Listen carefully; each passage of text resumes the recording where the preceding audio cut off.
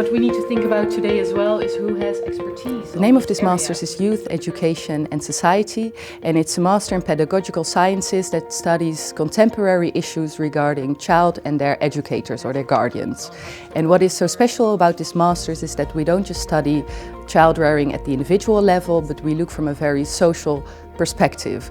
We don't just study child rearing, we try to improve the pedagogical climate in which children grow up.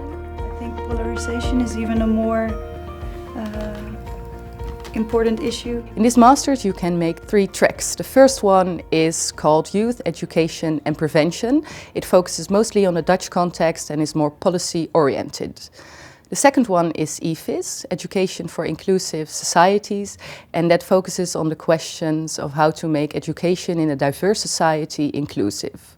The final one is called PIT, Pedagogy and International Development, and that is a track you can choose if you are interested in humanitarian aid in the context of child rearing. I followed this master's 3 years ago, and what I liked most about it is that it made me a very critical thinker. It made me, as we say, a competent rebel.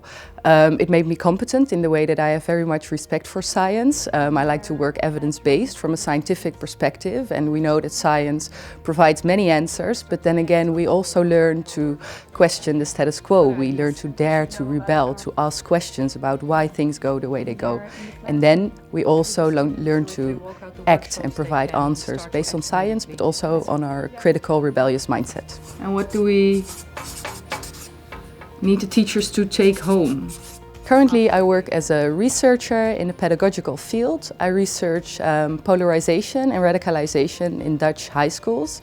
And what we do is we ask ourselves the question, how can we make education inclusive to prevent radicalization and polarization? There are many possibilities. There's a broad range of jobs you can do after this master. For example, you can work as an educational consultant, as a researcher. You can work for a company that provides humanitarian aid, but you can also work for municipalities and make policy regarding youth or for the government. So there's a broad range of things you can do after this master's.